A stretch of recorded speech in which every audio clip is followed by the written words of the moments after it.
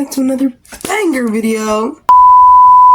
Hello everyone, welcome back to another banger video, and today we're going to be having girl talk. Sit tight, get some popcorn, because this is going to be spicy.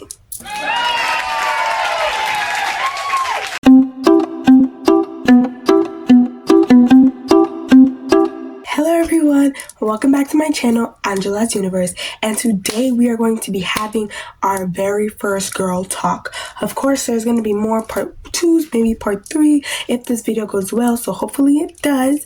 And we're going to be talking about self-care, confidence, friendships, body image, and more, so stay tuned. Before we get into the video, don't forget to like, subscribe, and just have fun.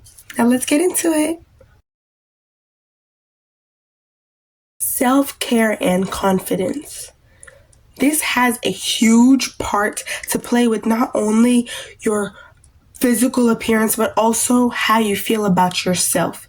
I can't stress enough that in 6th grade and 7th grade definitely wasn't the best years because I had the worst acne. I wasn't taking care of my skin, I wasn't taking care of my body, and it just didn't make me feel good, especially seeing how everyone would compare me to the pretty girls that I always hung around. So it made me feel like, oh, I'm not pretty or I'm not cute, right? So, morning and night routine. After I went through the change, sorry if I sound a little bit weird, I'm sick, but I had to make this video for y'all because, you know. Aww. Anyway, so I feel like morning and night routine, not only like skincare based, like face based, but also your body. From time to time, I try to use a scrub or like some kind of Bath and Body Works body wash, because it just makes me feel clean. You know, when you do an everything shower, face mask, skin looking good, scrubbed your body, did a scrub, ice cream and a nice smoothie. That's what really makes you feel good. Well, that's what makes me feel good. And the other part of self-care and confidence is building your confidence. There was times where, remember when I said that I was always surrounded by pretty girls and it made me look like the ugliest or the one that nobody wanted? It was because I didn't have enough confidence. I never went outside of my comfort zone. All I wore was black. I didn't understand that fashion was a thing, obviously. And I was a mess. Flashback. Gonna lie, me too. When I went on her page and seen her pictures, I said, "Oh, jump scare." Right? But building your confidence is so important because, excuse me, building your confidence is so important because it not only helps you feel better about yourself, it also helps you stand out. So I can't stress enough. Taking care of yourself inside and outside and building your confidence are intertwined. Self-care and confidence, I can't stress, they're like one. Friendships, y'all. Friendships.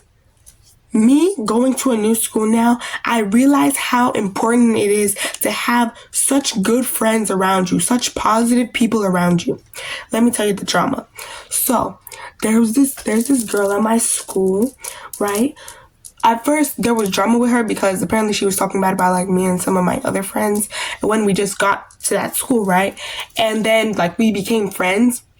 Then I found out she was making rumors about me. But she was jealous of me. So then we confronted her and she was just like, oh, whatever, you can't be me. And I was just like, girl, you're trying to be mean.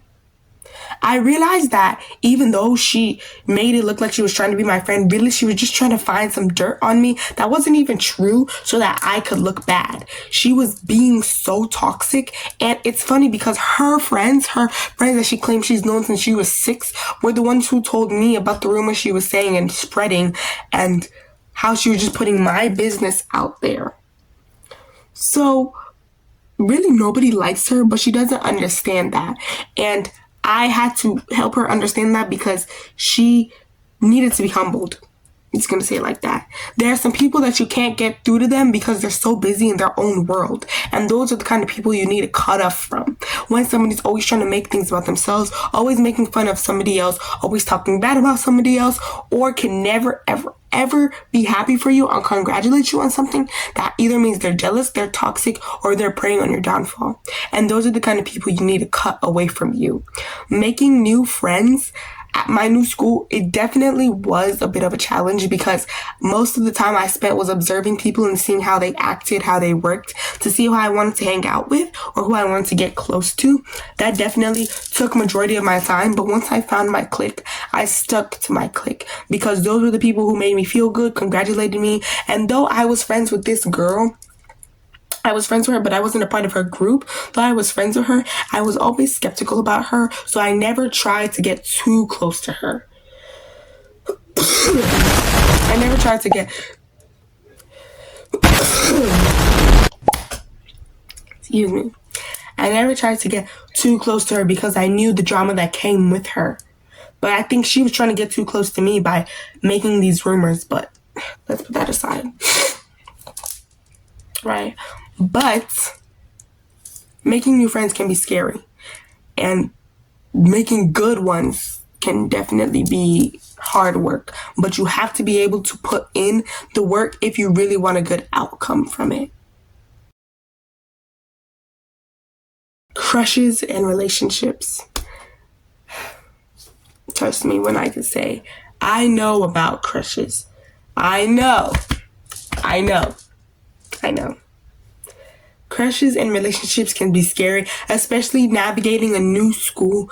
There are definitely rumors that have been made about this guy or that guy or this girl or that girl. And honestly, it's very hard to find... It's very hard in this generation to be able to tell someone that you like them, especially based off what we've been surrounded by. It's hard for you to be rejected nicely. So that's why some people are like, how do I know when someone really likes me? How do I know if they'll act this way if I tell them? And of course, it can be scary, right? But I'm telling you, it just gives you a sense of happiness. I'm not saying, oh, just go find a guy and start liking him. That's not how this works. That's not what I'm saying. I'm saying that when you have a crush at school already, there's like a rush. Like you're excited to see them every day when you go to school, or that's not the reason, but you always want to find an excuse to talk to them, have a conversation with them, something. But I feel like it can definitely be hard, middle school, high school. People are trying to ship you with this person that you don't want to be with. Everybody's making fun of that person that you actually want to be with. And it can make you torn in the middle, which is part of why you have to, this goes all the way back to friendship. You have to be with people who are there to support you. People who will not clown you for what you like or who you like, you know? School life. Balancing school can definitely be hard. Speaking of someone who's in BSU, multiple classes, high classes, it can be hard to balance. But I've always been sort of an independent girl, and I've always wanted my grades to look good, regardless of what my parents say, right? I've always wanted to be a straight A student, and I am. And it definitely can be hard staying motivated with trying to get good grades, trying to pass this test, staying here for this club, doing this for that club. So it can definitely be a little bit worrisome when things aren't balanced. And I flip out when my plans don't work out. Like, I plan things exactly how I want them to go in my head. And when they don't work out, of course, I'm upset. Like, who told you you could go otherwise? But you have to be willing to be okay with changes. Life is all about change, peer pressure, this, that, especially school life. So you have to be willing to put up with change because not everybody's plan is going to go accordingly, right? There have been multiple times that I planned something and it didn't go exactly how I wanted it to be, but that's just how life works. And peer pressure, I can't speak on it enough. tell someone. Have a good support system around you, because I'm the kind of person that you can't bully me. You can't peer pressure me into doing something that I don't want to do. You can't force me to do something I don't want to do or say something I don't want to do. If I feel uncomfortable, I'll just tell you straight up, stop. If you don't stop, then I'll tell someone something. And don't look at it as being entitled to, because people are like, ooh, she snitched, this happened, that happened. But really, it's just for your well-being. It's not like you're telling on them because they did something wrong. They just made you feel uncomfortable, or they made you feel like not doing something would make you be weird. Which is where a good support system and good surrounding yourself with good adults and good role models is very, very important. Body image and social media, dealing with the standards and comparison, especially because being a teenager in 2024 is so hard. It is. It really is. Because you have no idea how people have no idea how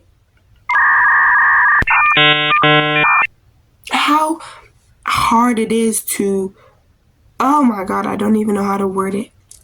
With social media nowadays, it's so easy to compare yourself to people, basically. It's so easy for you to be like, oh, I look so pretty. You see a TikTok of a girl who like has the perfect body, somewhat perfect life, perfect shoes, whatever, and then you look at yourself as ugly. Comparison can definitely affect your mental health, and it can definitely affect the way you view yourself or others, which isn't healthy. What I like to do is I put a limit on how much social media I have, so I have some time to protect my mental health. Because the more you eat up things like TikTok, Instagram, Snapchat, the less of your structure of mental health is. I try to even them out. The most I spent on those kind of social media, like YouTube, 2 hours. After that, cut me off. After watching TV or doing something else. But I don't try to spend a lot of time, because the more and more I see people like that, the more and more I compare myself. And comparison isn't healthy. Body image is definitely something that almost every girl has struggled with. Like, it's part of the schedule. At some point, everybody has felt insecure about something of themselves, right? Even if it's a little bit, even if it's the prettiest girl in the world, everybody has dealt with some kind of insecurity. So no one is perfect. And I think some people just need to realize that when they're looking at someone and wishing they could have their life, because you never know what others are going through, right? Anyway, that was girl talk for today. Tell me down below if you liked it. Comment down below if you want to see a part 2 or part 3, maybe a Q&A of different girly spicy questions. And yeah, thank you so much for watching. Bye.